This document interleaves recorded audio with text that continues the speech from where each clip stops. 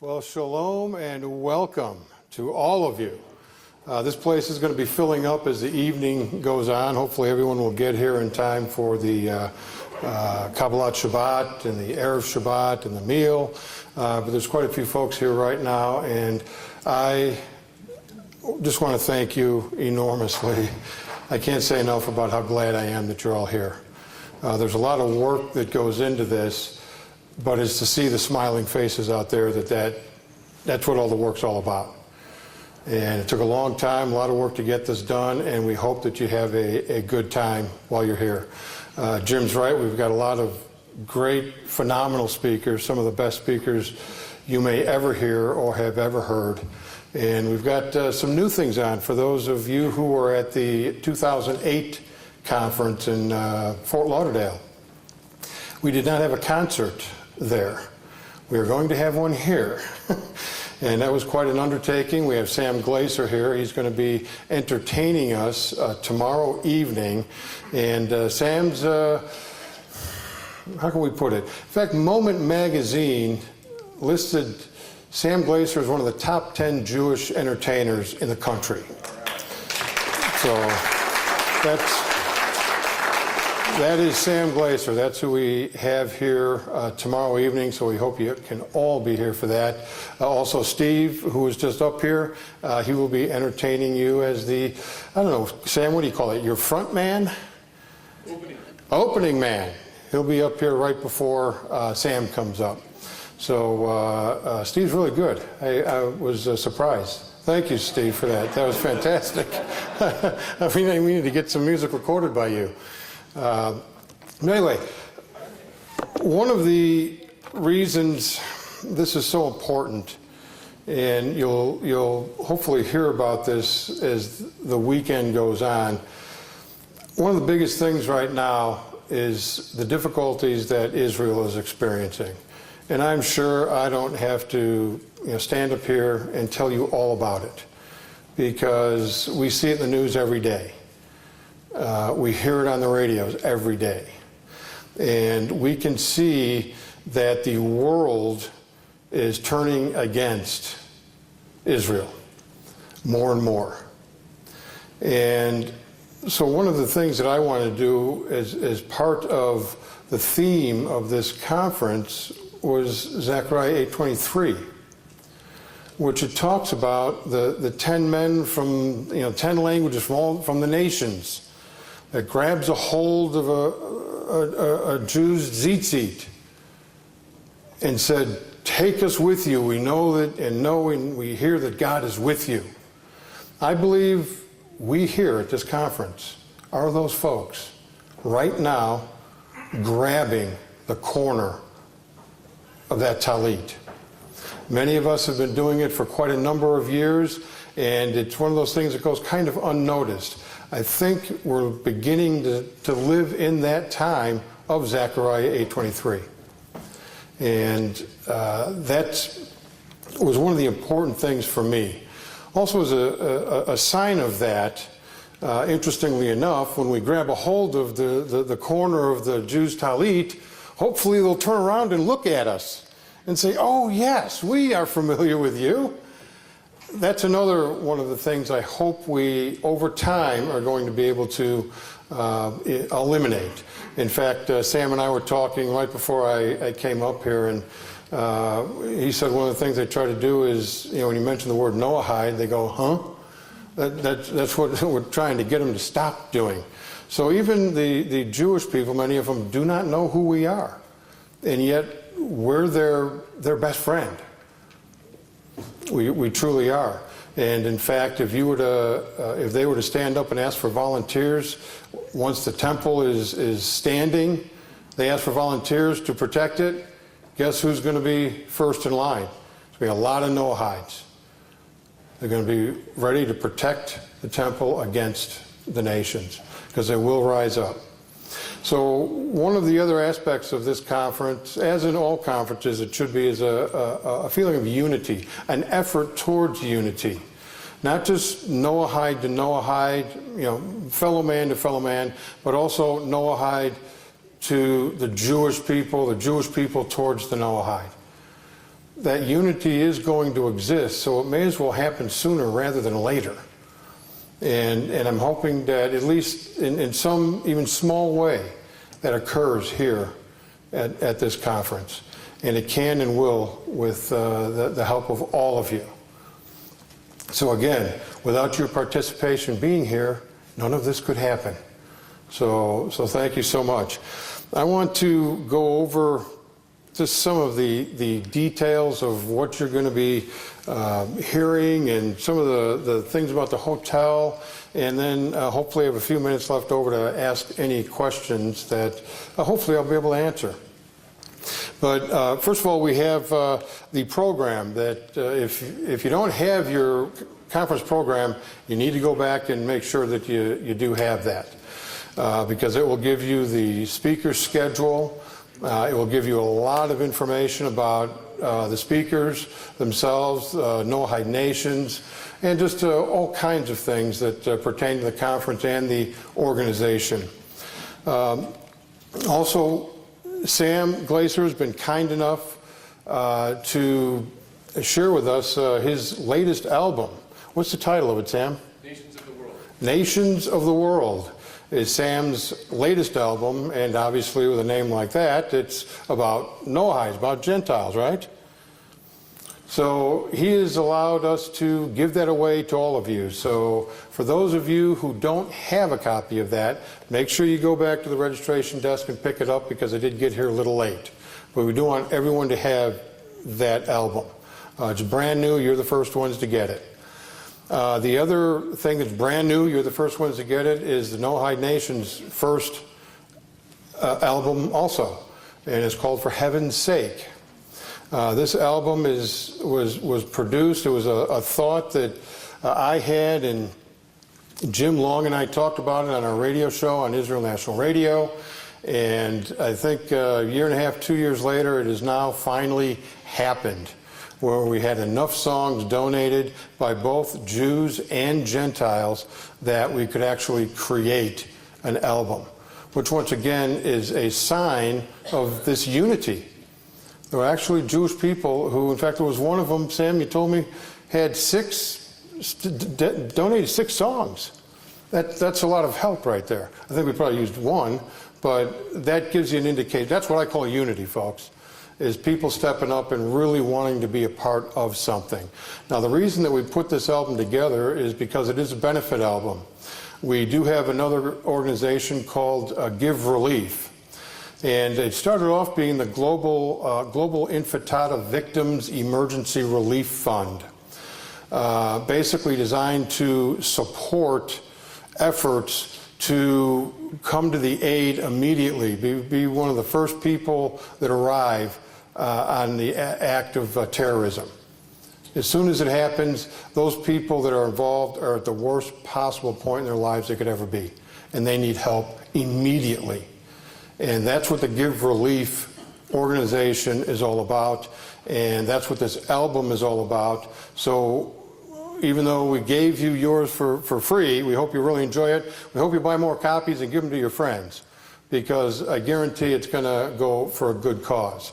And as it turns out, obviously, with some of the dramatic natural weather situations that we've been having, we think we're probably going to jump into that also, as far as being able to help more people who are just in absolute desperate need. So we hope that you'll all help us out in that regard. But that was an effort on the part of Jews and Gentiles working together towards the same goal that materialized in our first album. So we hope that you enjoy it. And by the way, thank you to Sam Glaser for producing that for us. If it were left up to me, we'd still be wondering about it. So in your folder, we're going to be doing Kabbalat Shabbat this evening, and in your folder, your notebook, there is going to be a Kabbalat Shabbat piece that is going to give you the readings that are going to be read this evening. We'll have Rabbi Avenir, who will actually be doing the teaching, Kendall Jones will be playing the music for that. It's a great experience if you haven't experienced it before. I think you'll really enjoy it and get a lot out of that. And once we're done with that, we will then go ahead and do an Erev Shabbat. We'll do the blessing on the bread and the wine, and we'll finish up with that, and then we'll swing over to the other side and go ahead and enjoy a meal. So I hope that's okay with everyone. We're going to go ahead and take care of you real good tonight.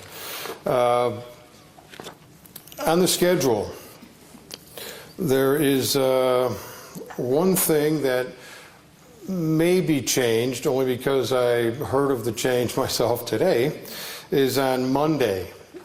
And ladies, you're going to have to give me a hand signal or something to let me know if this is okay with you.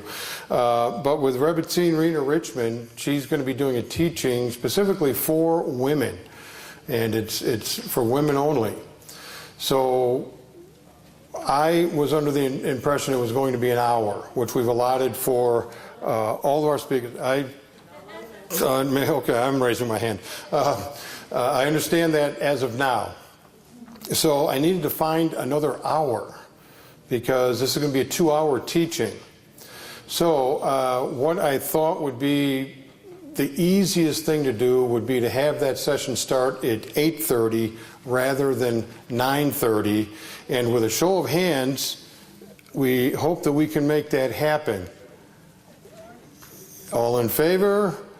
The ayes have it. So we're going to go ahead and begin that session. It'll be held right here, and it will be for the women. It'll be a very, very special event for you gals, so I hope you'll really enjoy it. The men, in the meantime, will be meeting in the Galleria, which is the room straight across. You go down the hallway, and it's those double doors. That's where the men are going to be meeting. And we'll have a good time in there as well. It's all top secret stuff, so we can't let any of this out. So. Will that be at 8:30 or 9:30? Well, I suppose we could take a vote on that as well. As soon as we've made one change, while I'm here, let me know about it now, and we'll make a second change. Would the men like to do the same thing? Start at 8:30? Show of hands? Oh boy, we might have a close one here. Okay, let's go ahead and open it up at 8:30, and I will have found the hour that I needed. For those of you who want to start at 8:30, it'll be open. We'll be going. Those of you who come in late, just come on in, and you'll just get caught up as you can during the session. So that way, both sessions will be 2 hours. Subject of the session? Oh, we're going to be picking on the rabbis. That was a joke. I guess the delivery wasn't so good. We're going to be asking the rabbis questions that are probably on the minds of a lot of men here. There's probably going to be all kinds of questions. And during a 2-hour period, we ought to be able to get some pretty good answers. For me, and we'll kind of get into this more so tomorrow, for me, part of the value of what I'm seeing here at the conference and what I'm seeing evolving is community. And I'll speak more on this in detail tomorrow. But there's a lot of people out there, some here today and for the conference, and some that aren't here, that the biggest problem they have is there's nobody in their area that they can get together and even study Torah with. Now, in some cases that's a reality, in other cases that's not. And I'll just tell you one quick story to kind of give you an idea, and I'll move on here. There was a fellow that was up in rural, I believe it was rural Montreal. I mean, when I say rural, he was out there. Our rural is way different than Canada's rural. And he sent me an email that him and his wife were desperate to find other Noahides, other like-minded people. But they're in such a rural area that they really don't have access to anything. So I gave him several recommendations, one of which was to run an ad on our Noahide Nations website that we're looking for like-minded people. I'm in Montreal and in this area, and then put an email. And there were a number of different things that I told him to do. Well, it had to be like a month later, after he had done this, he sends me another email, and he tells me, Ray, remember when you told me to put an ad on your website? Well, I did, and somebody responded. Now, understand now, this is in rural Montreal. He gets somebody to respond, contacts him. It turns out, unbeknownst to me, that they lived in a townhouse kind of complex. It turns out the person that contacted him lived in the same building. Now, that's obviously the hand of Hashem that's stepping in there. But you kind of, I hope I'm kind of making my point that sometimes people are afraid to step out on their own. And hopefully Noahide Nations is going to be able to help out in that area. And once again, I'll go into some detail on that tomorrow, because there's a lot of fascinating information and facts that probably a lot of you are unaware of. So, but we'll save that for tomorrow. Real quickly, I wanted to talk to you about many of our sponsors. I just want to say a quick thanks, because some of them are here, some of them are not. Targum Press donated some books. Over here on this side, these first two tables, is what we call a bidding table. And all those items there are basically up for bid. And it's a way that we can use to raise money to help pay for the conference, to help support Give Relief. It's just a way for us to help generate a little extra revenue and for you to walk away with something that you probably would really enjoy. So that's what these two tables are over here. And part of that is Targum Press, who donated books, Lightcatcher Productions, which is Jim Long and Carol Long. I also want to extend a great hand. I don't know if they're here. I don't see them. Andrea and Lonnie Woodward. If it were not for these two folks, I couldn't have made this happen, because they have taken the entire responsibility of getting all the kosher food for the rabbis, their wives, and the attendees who are Jewish. And they took on, I'm taking on the bill, but they took on all the responsibility of getting it gathered together. So I just owe a debt of gratitude to these folks I'll probably never, ever be able to repay. So a wonderful thanks to them. Tom and Karen Maitland, my friends, for a long time, have donated the bookmarks that you found in your folders, or I should say in your binders. They also donated the prayer cards that can be found in the binders. And we do have extras. So if you have some friends, Noahide friends or whoever that aren't here, and you'd like to take something to them from the conference, we do have those back at the Noahide Nations table. Okay, so they're just nice. They're nice bookmarks. They're Noahide related. The prayers are Noahide related. So thank you, Tom and Karen. They were very fine. Also, they contributed the Erev Shabbat that we're going to be doing, the book that's in your binder, and they're going to be leading us in that. So we look forward to that. Rabbi Zvi Avenir and his wife Sephora, I don't know if they've made it yet, but they are donating a Noahide prayer shawl. Jason and Gwen Barrett, again, two people that I cannot thank enough. Jason is right now filming me, and he's going to be pretty much perched in that position for the next 4 days. So he recorded our 2008 conference and did a wonderful job, and he's doing the same this year. So I really want to, especially thank him. And his wife's going to be a tremendous help with the kosher food up in the suite for the rabbis. And she'll just be a tremendous help for Andrea and the other volunteers. Anita Jones, another wonderful lady. Most of us have known Anita forever. She helped us out with this beautiful, Anita, Anita, are you here? What do you call this? Is this a tapestry? I'm not cultured. It's a throw, but it is a tapestry. Okay, it's a throw. But as you can see, it's a throw with Noah on it. And she allowed us to use this as a backdrop for the speakers, for the filming, because also we have this wonderful screen that she allowed us to use. So Anita, thank you so much for that. Linda, I know you're here. You're hiding, aren't you? Oh, there you are. Linda. Okay, and forgive me if I get your name wrong, because I know I always do. Nansky. Okay, there we go. Linda made a beautiful, I'm calling it a tapestry. It's a quilted wall hanging.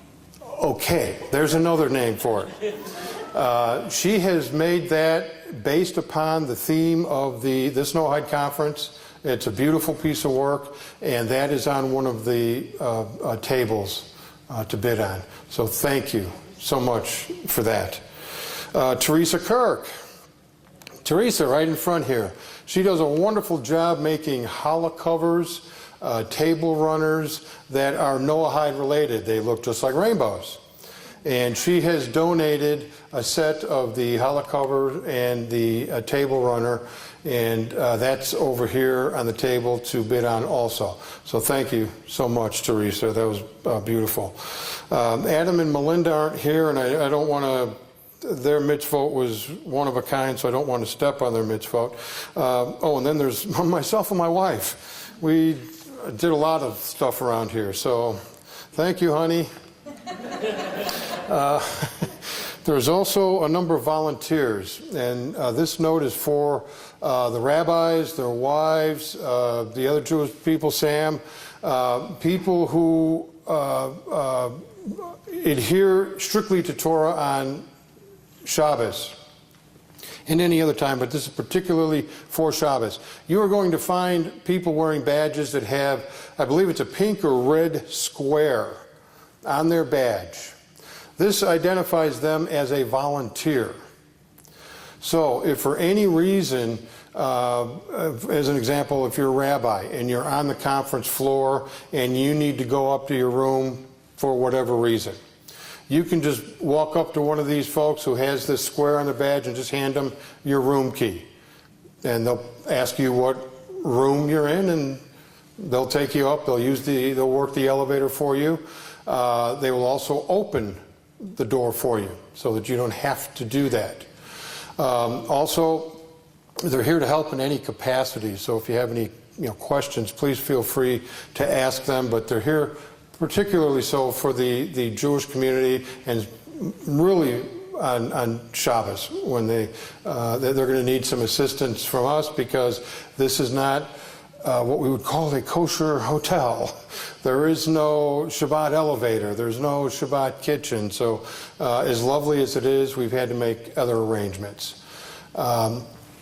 So they are here to take care of you. And if you have any questions or you cannot locate one of these folks, you all know me. So please feel free to come and find me. Now, I also understand, and Sam, help me out here, you're going to be doing your own minyan, and you have that all worked out? Okay. You'll have to grab one of the volunteers. The suite that we're using for all the kosher food for the rabbis and those who are taking part in the kosher food, and you know who you are, is in suite 1119. Now, you will need a special access key to get there, thus the reason for the volunteers.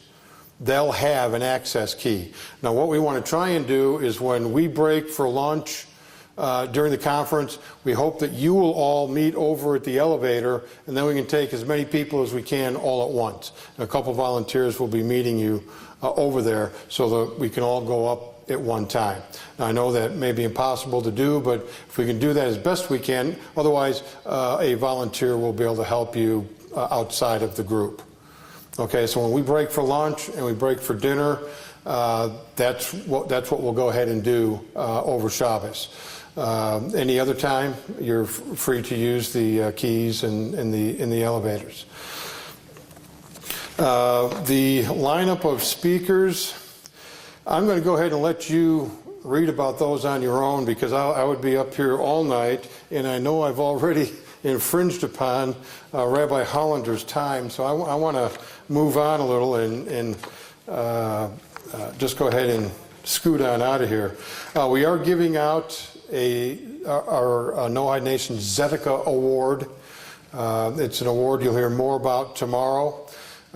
We had some difficulties with the sculpture of it, and hopefully it will arrive today or tomorrow. And we'll be making a special presentation on Saturday. And when I say special, you'll know what I mean when we make the presentation. We will not, however, be giving out the Noah Award. And just for those of you who didn't know, Vendel Jones won the Noah Award at our last conference because of his lifelong effort in the Noahide movement, in working with the Jewish people. He's done, I mean, in terms of a Gentile, he may be one of the Gentiles who's done more for the Jews than any other Gentile that at least I know. To go to war for someone else's country, that's big stuff. And Vendel was just that way. So we lost Vendel this past year, and I know there'll be a memorial, a little talk about him later on, but I do want to let you know that I purposely did not give the Noah Award because of the passing of Vendel this time around. You'll also read about the Noahide Nations organization and the kind of trouble that I get myself into. One of the neat things that I wanted to mention was the Israel National Radio. How many of you are familiar with Israel National Radio? Okay, just about everybody. Well, for those of you who don't know, Noahide Nations has a show on Israel National Radio, and it came as a result of the 2008 conference, which was the first one we had. This is our second one. And we got into discussions with them, which was a really, really bold move for them. And in my mind, an unbelievable step forward, once again, in this unity of Jew and Gentile working together for a goal. We had the first Gentile show that we know of, that we could find anywhere, that ever was on an Orthodox Jewish station. We were the first Gentile radio show, and my original co-host, Jim Long, and I launched that. And you'll see from the information on here, we're right at 100 shows. Jim's schedule was such that he couldn't keep going, so we had Adam Penrod, and then he goes off and gets married and has a child. I mean, I don't know what's going on. So now I've got another co-host, and I'm still there. Haven't been on lately because of all the work with this, but Noahide Nations and Israel National Radio have worked very, very well together.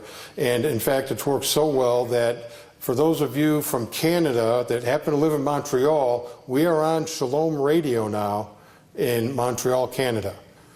And that's also obviously a Jewish station. So we're probably the first one, or we will be the first Gentile station on their station.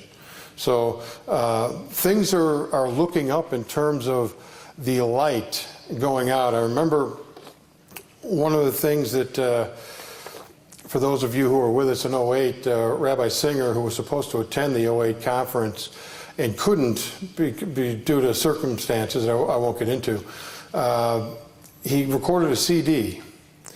And I didn't get a chance to listen to the CD until my wife and I were driving home, and I was listening to it, and we get all the way through it, and I've got tears in my eyes. We get to the very end, I'm bawling like a baby. I almost drove my Toyota up a tree.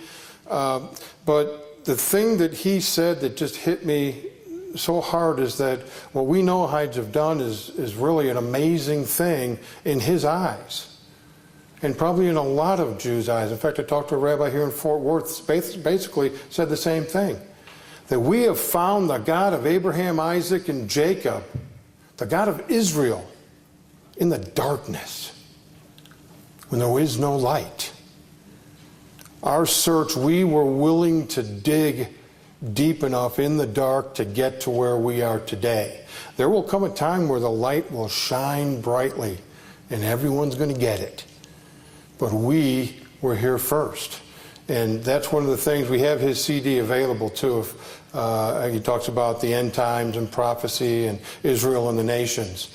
And it's just a beautiful lecture. But that was one of the things that stood out for me, is what we have done as Noahides. Each one of us sitting here.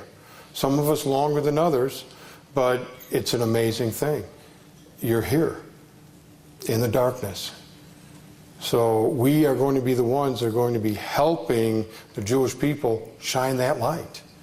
Because when you think about it, if you count every Jewish man, woman, and child on the planet, undoubtedly there are not enough of them to be teaching the billions of Gentiles running around this planet. There's just not enough. So what does that mean? That means we get to help. In fact, I believe that we are required to. So, but that was a wonderful thing that Rabbi Singer did, and I would encourage you to have a listen to that, pick that up, because the funds for that are going towards Give Relief also. And then in the very back, we've got a couple pages where you can list your new friends, because I know that there's folks here that you've never met. I met a gentleman for the first time last night that I had talked to on the phone, who had never met a Noahide before. So we were thinking that he and I would be the first, I'd be the first Noahide he ever shook hands with. Well, Jim Long beat me to that.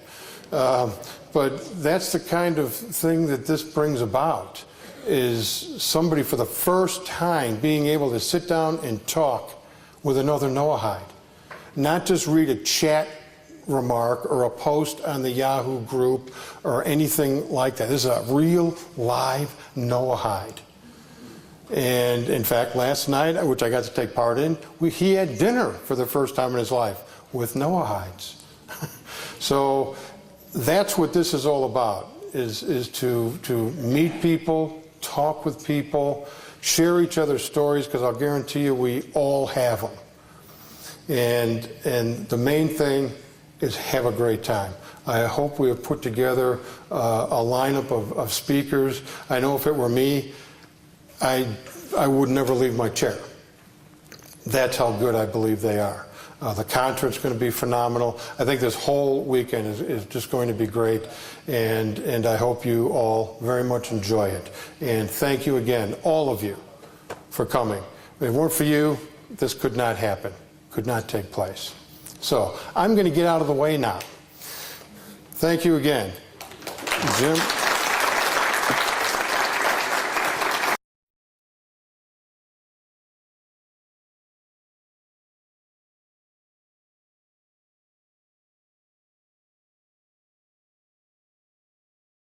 Shabbat Shalom, everyone. I was sitting in back listening to George, and what a guy, what a teacher. To be able to do the instruction that he did up here is just phenomenal. I just love George, and he did a great job, and I'm glad everyone who attended was able to attend.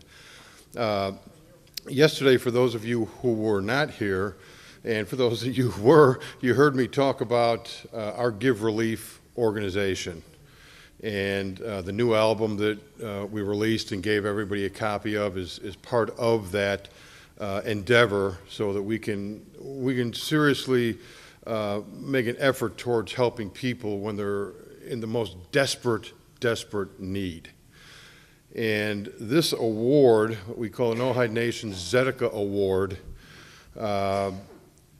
epitomizes that type of work, and particularly so because of the group that we have chosen to receive this award at this particular conference. And when I say epitomizes it, these folks are, we've all heard about first responders. Sometimes I think these are the folks who beat the first responders. So they are the epitome of helping people when there is no hope.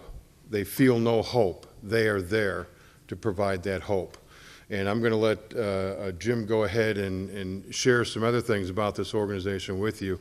But I just wanted to let you know how proud I am as Noahide Nations representative to be able to give this award to the organization you're about to hear about. Thank you, Ray. I won't go through the entire sort of CV for ZAKA.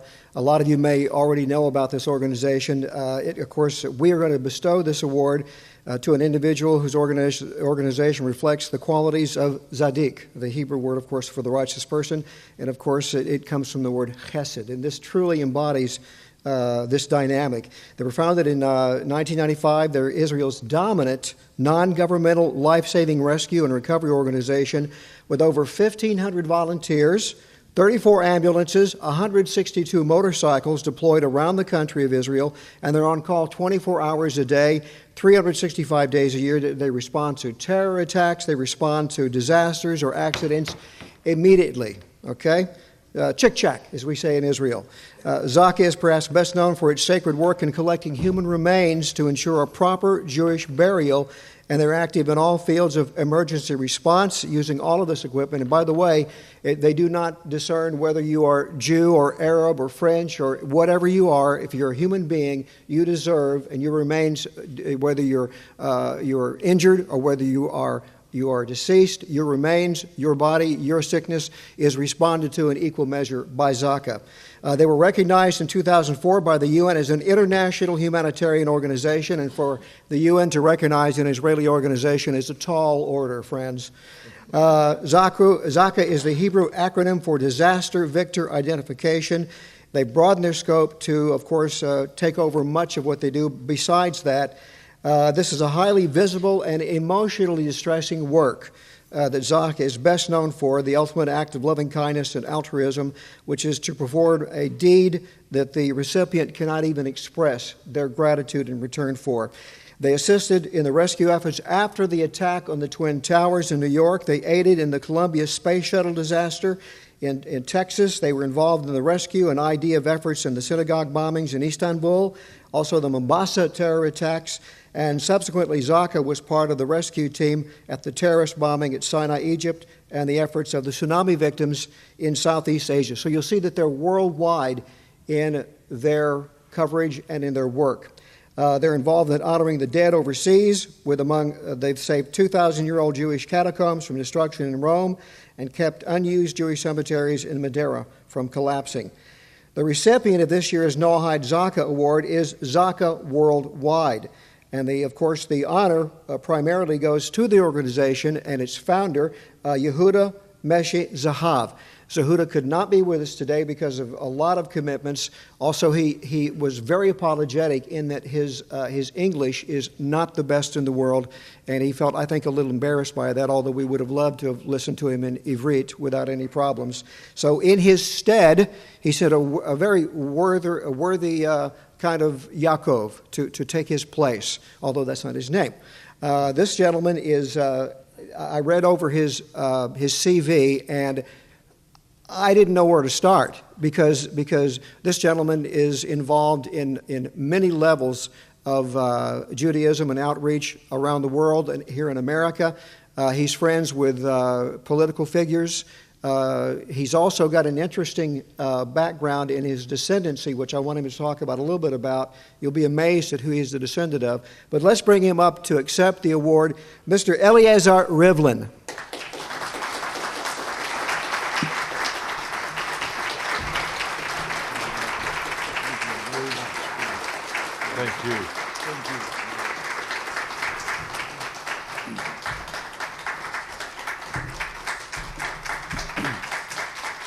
Thank you. Thank you. Shabbat Shalom. Thank you. I'm humbled and really excited to receive this award. And as Jim told you, let me just take a few words about myself. My name is Eliazer Rivlin. My nickname is Lazy, L-A-Z-I-E, not with a Y. So if you want to write me, remember I-E at the end. I'm seventh generation born in Jerusalem. In our family, you heard about the genius of Vilna last night. My great-great-grandfather was the pupil of the genius of Vilna, who ordered the families to go and settle down in Eretz Israel. Jim didn't tell you I had a radio talk show also in Florida 10 years ago, and I honored in 1997 100 years to the First Zionist Congress. And one of the things that really bothered me, how come we don't see any return of Jews to Eretz Israel from the destruction of the Second Temple in the year 70? And I found out, folks, I was wrong. There was a constant return to Eretz Israel, but by the order of rabbis from all over the world. And the order was to settle down in one of the four holy cities, which you know, the patriarch city of Hebron, the city of Jerusalem, the city of Tiberias, with the Sea of Galilee, and the city of the Kabbalah, Tzfat. And then, when the genius of Vilna ordered my great-grandfather, Rabbi Hillel Rivlin, to move to Eretz Israel, they moved and they settled down in the old city of Jerusalem. And now I'm going to tell you why I'm so proud of my family in 2 seconds. 7 settlers in 1868 in the old city realized that to bring back Jews to Eretz Israel is not enough to settle down in the 4 holy cities. We have to expand ourselves to the promised land, which is all Eretz Israel. And those 7 settlers, among them Rabbi Yosef Rivlin, my great-grandfather, left the old city and built the first house in the new city of Jerusalem. Any one of you have been to Jerusalem? Great. When you come out from Jaffa Gate and you turn right and you come to Zion Circle, you remember?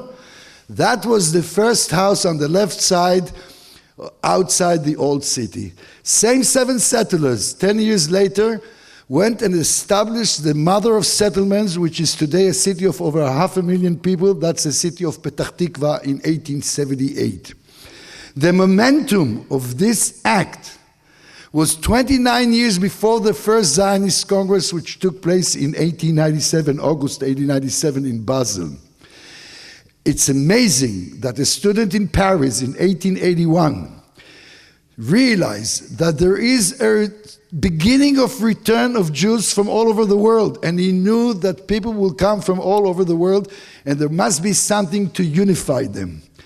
His name was Eliezer ben Yehuda, and he was the redeemer of the Hebrew language, came in 1881. A year later, Baron Rothschild saw all this development and came and established in 1882 the 2 cities of the wine, Rishon LeZion and Zichron LeYaakov. So you see, the beginning of return of Jews to Eretz Israel started long time before the first Zionist Congress, and the Zionist Congress was a momentum of the development which took place 29 years before that.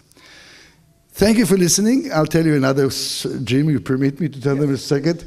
My brother Ruvi is the Speaker of the Knesset. So if you have any complaints about me, address him to him.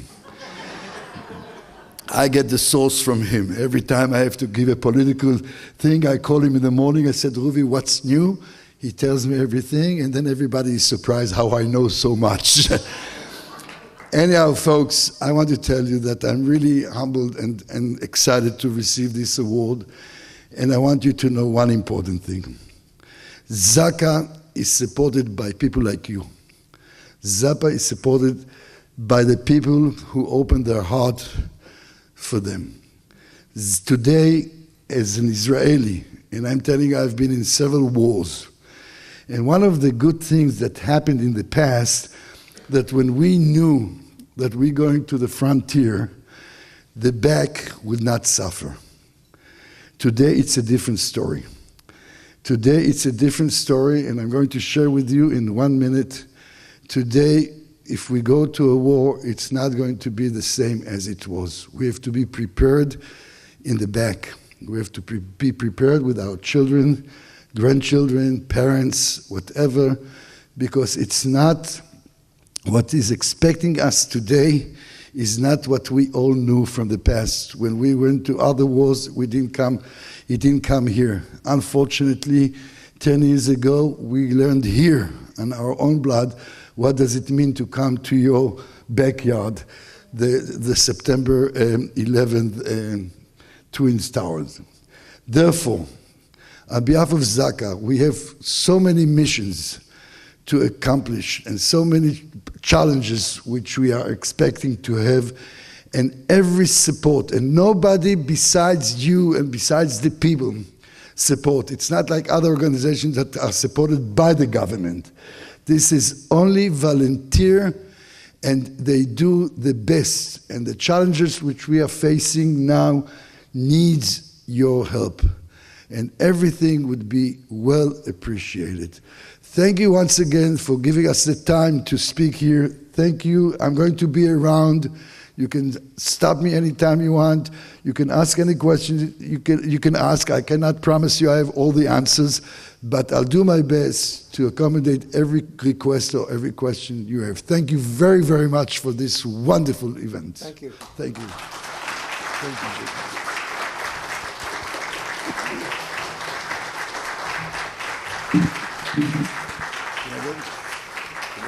Not yet. Not yet.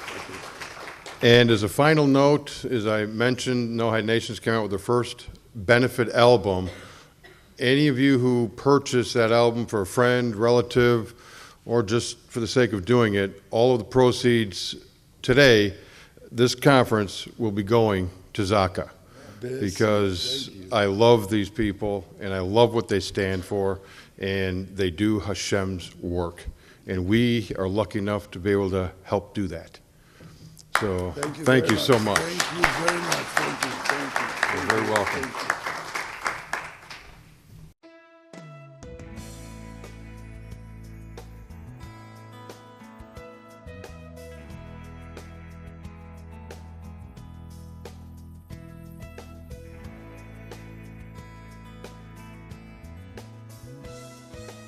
Open my lips to sing your praise, my heart to feel the joy.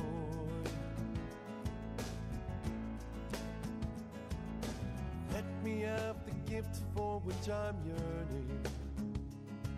Another night in Israel. Desert flowers blooming in the spring, the grapes upon the vine. Let me walk the beaches in the moonlight. Let me fall in love in Israel.